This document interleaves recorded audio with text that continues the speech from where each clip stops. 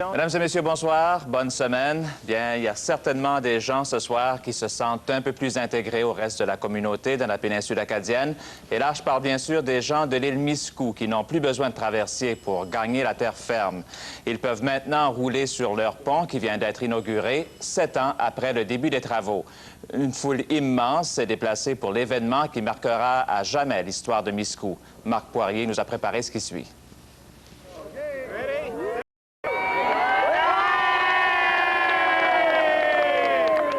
C'est dans la joie, presque l'euphorie, qu'une immense foule a participé à la Coupe du ruban par le premier ministre Frank McKenna, qui avait promis le pont il y a 9 ans.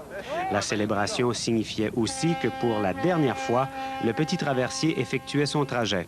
C'est tout un style de vie qui se termine pour les gens de Miscou. C'est un jour de joie, un jour d'action de grâce, aussi un jour de nostalgie pour tous ceux et celles qui ont travaillé pendant de longues années.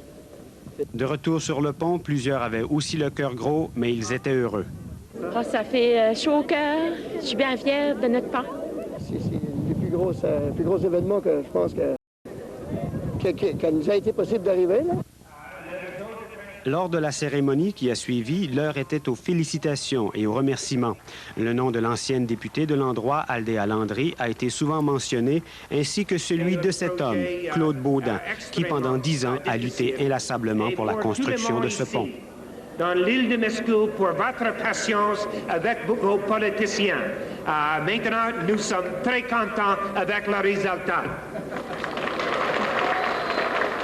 Claude Baudin a eu ce dernier clin d'œil en profitant pleinement de ce grand jour. Ça a été dur, mais quand j'ai rencontré Frank McKenna la première fois, j'ai regardé dans l'œil, il m'a regardé dans l'œil, puis je l'ai hypnotisé.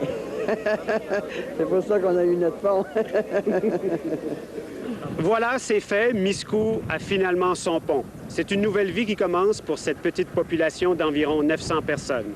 Et même si plusieurs avaient le cœur gros, parce que cela marque évidemment la fin de l'époque, tous s'y habitueront très rapidement et se demanderont comment ils ont fait pour vivre sans.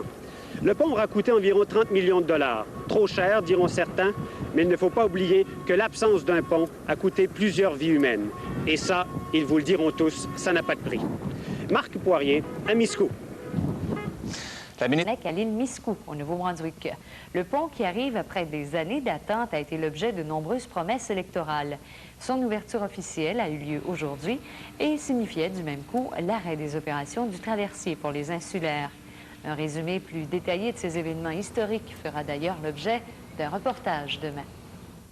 Aux cérémonies marquant l'ouverture du nouveau Miscou, un événement historique par le fait même, ils ont assisté également à la mise au rencard du service de traversier qui était en opération depuis les années 1980. L'ouverture de ce pont, dont les coûts de construction sont évalués à une trentaine de millions de dollars, a déjà été accueillie par les résidents de l'île avec des sentiments partagés entre la joie, la nostalgie, mais aussi l'inquiétude. Mario Griffin raconte. Le traversier a accosté à Petit-Chipagan en face de Miscou pour une dernière fois. Certaines personnes le quittaient avec un brin de peine, comme les 18 travailleurs qui perdent leur emploi. Par la suite, on a procédé devant une foule massive à la Coupe du ruban. Les gens ont pu regagner leur voiture et enfin traverser les 505 mètres qui relient l'île Lamec à l'île de Miscou. Après cette traversée historique, plusieurs personnes témoignaient de leur satisfaction. Oui, j'ai tout le temps eu peur de traverser en bateau, moi, sur le ferry. Tout le temps eu peur. Là, c'est j'aurais pu plus traverser le parc. La snowmobile avant ça, elle a avancé. Il y avait 200 personnes dans ces Laouane de là. On a perdu son enfant sur la baie. Puis c'est autant que le pont est bâti. Puis ça va sauver des vies pareil pour la maladie et tout ça. Toutefois, si le pont vient combler un besoin à Miscou et que l'on peut envisager un achalandage touristique accru et améliorer le développement économique grâce à ce lien routier, certaines personnes, comme Étienne Ward, s'inquiètent de l'avenir, si des services comme l'école de Miscou, par exemple, sont menacés de fermeture. Là, si qu'ils venent chercher notre école, on est 15 emplois à l'école qui perdent le job pareil. Là, la clinique médicale est supposée de s'en aller aussi. Les postes de pompiers. Si on perd tout ça, c'est bien beau le pont. Je suis pas contre le pont non plus, mais j'espère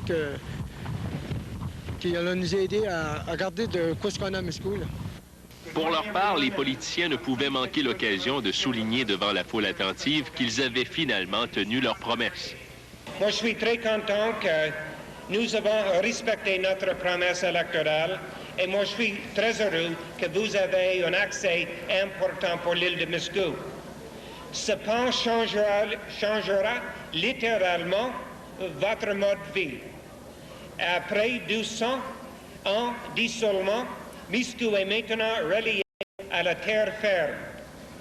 Maintenant que le pont est en place sur des bases solides, la communauté de Miscou pourra sortir de son isolement et commencer à travailler à ouvrir la voie à un domaine vital, celui de l'emploi. Mario Griffin, TVA, à Miscou.